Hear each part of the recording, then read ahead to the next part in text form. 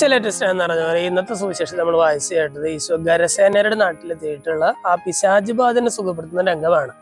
നമ്മൾ ശരിക്കും ഈ കഥ നമ്മൾ വായിച്ച് മുന്നോട്ട് പോകുമ്പോൾ, ഈ കഥയിലൂടെ നമ്മൾ മുന്നോട്ട് പോകുമ്പോൾ നമുക്ക് മനസ്സിലാകും ഈശോ അവിടെ നെഗറ്റീവായിട്ടൊരു കാര്യവും ചെയ്തിട്ടില്ല. ഈശോ ഗരസേനരുടെ നാട്ടിലേക്ക് വരുന്നു. അവിടെ എല്ലാവരും പേടിച്ചിരുന്ന ഒരു മനുഷ്യൻ, അദ്ദേഹത്തെ കുറിച്ചുള്ള വിവരണങ്ങളൊക്കെ വളരെ കൃത്യമായിട്ട് അവിടെ കൊടുക്കുന്നുണ്ട്. എല്ലാവരും പേടിച്ചിരുന്ന ഒരു മനുഷ്യൻ ഈശോയെ കണ്ട് ഈശോയെ പേടിച്ച് ഇങ്ങോട്ട് പറയുകയാണ്, നീ എന്തിനാണ് ഞങ്ങളുടെ കാര്യത്തിൽ ഇടപെടുന്നത്, ഞങ്ങൾ വെറുതെ വിടണമെന്നൊക്കെ അപേക്ഷിക്കുന്നു.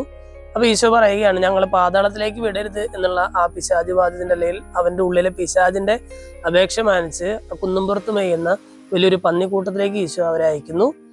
ആ മനുഷ്യൻ വളരെ സുബോധത്തോട്, പിശാച് ഇറങ്ങിപ്പോയി കഴിഞ്ഞപ്പോൾ ആ മനുഷ്യൻ വളരെ സുബോധത്തോടു കൂടിയിട്ട് ഈശോയുടെ കാൽക്കല് വളരെ ശാന്തമായിരുന്ന് വചനം കേൾക്കുകയാണ്. ഇത് വളരെ പോസിറ്റീവായിട്ടുള്ള ഒരു കാര്യമാണ്.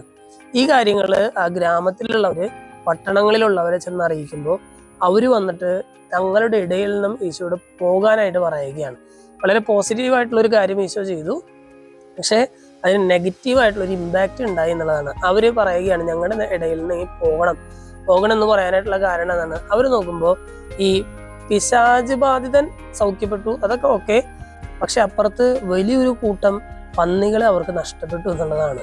പക്ഷെ ഇവരിതിന്റെ ഡേഞ്ചർ ഇവർ മനസ്സിലാക്കുന്നില്ല. കാരണം ഒറ്റ മനുഷ്യനിൽ ഇത്രയും വലിയൊരു കൂട്ടം പന്നികളിൽ ആവസിക്കാൻ തക്ക ശേഷിയുള്ള പിശാചുക്കൾ ഉണ്ടായിരുന്നു എന്നുള്ള ആ ഒരു സീരിയസ് ആയിട്ടുള്ള ഒരു കാര്യം അവർക്ക് ഉൾക്കൊള്ളാനായിട്ട് കഴിയുന്നില്ല. അവർ ഭൗതികമായിട്ടുള്ള ചില നഷ്ടങ്ങളിലേക്കാണ് അവർ ഫോക്കസ് ചെയ്യുന്നത്. സ്നേഹമുള്ളവർ, ഇന്നത്തെ സുവിശേഷ ഭാഗമായി ചെയ്യുമ്പോൾ ദൈവം നമ്മെ ഓർമ്മിപ്പിക്കുന്ന വലിയൊരു കാര്യം എന്ന് പറഞ്ഞാൽ, നിന്റെ ജീവിതത്തിലെ ആത്മീയമായിട്ടുള്ള ചില ലാഭങ്ങൾ ഉണ്ടായിരിക്കും, അതിനപ്പുറത്ത് ഒരു പക്ഷേ നീ കൊടുക്കേണ്ടി വന്ന ചെറിയ ചില നഷ്ടങ്ങൾ ഉണ്ടായിരിക്കും. ആ നഷ്ടങ്ങളിൽ ഫോക്കസ് ചെയ്യാതെ നിന്റെ ജീവിതത്തിൽ ദൈവവുമായിട്ടുള്ള ഒരു ബന്ധത്തിൽ ഫോക്കസ് ചെയ്യാനായിട്ട് ദൈവം നിന്നെ ക്ഷണിക്കുകയാണ് ഇന്നത്തെ സുവിശേഷത്തിലൂടെ.